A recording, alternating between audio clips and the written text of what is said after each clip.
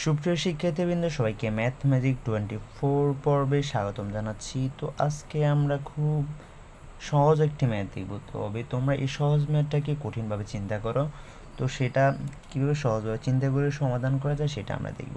দেখো এখানে আছে x⁴ minus s square equal হচ্ছে 110।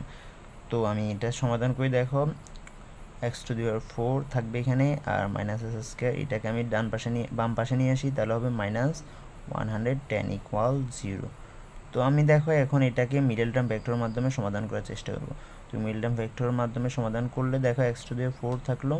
তো আমি এখন হচ্ছে এই মাইনাস s স্কোয়ার এটাকে ভেঙে এমনভাবে লিখবো যাতে গুণ করলে 110 হয়। তো আমি এটা কীভাবে লিখলাম যে মাইনাস 11 স্কোয়ার প্লাস 10 স্কোয়ার।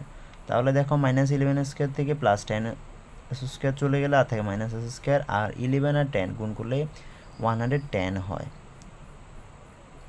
তো আমি এখান থেকে এখন s স্কোয়ার কমন নিব, দুটোটা থেকে s স্কোয়ার কমন নিলে এখানে থাকবে s স্কোয়ার আর এখানে থাকবে 11, আর এখান থেকে আমি কমন নিব হচ্ছে প্লাস 10 কমন নিলে এখানে থাকবে s square minus 11 equal 0।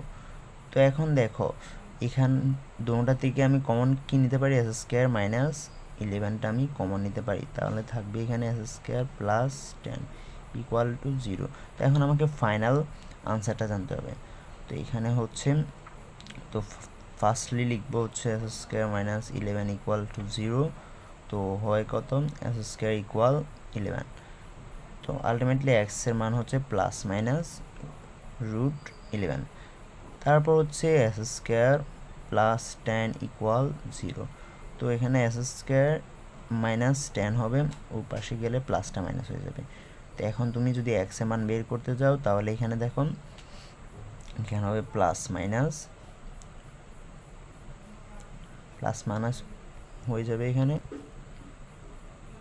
√10i। আইটা কেন হয়েছে এখানে দেখো মাইনাস হওয়ার কারণে, কারণ মাইনাসটা হচ্ছে জটিল সংখ্যা, অর্থাৎ যে কোনো একটা -10 অর্থাৎ শূন্যের চেয়ে কম সংখ্যাগুলোকে যদি আমি বর্গমূল বের করতে যাই তখন সেগুলোকে আমি জটিল সংখ্যার রূপ চলে আসে। তো এই আইটা হচ্ছে আমার ইমাজিনারি নাম্বারের প্রতীক, অর্থাৎ জটিল সংখ্যার প্রতীক হিসেবে এটা বসেছে। তো আশা করি তোমরা এটা বুঝতে পেরেছ। তো ধন্যবাদ সবাইকে ভিডিওটা শুরু থেকে শেষ পর্যন্ত দেখার জন্য।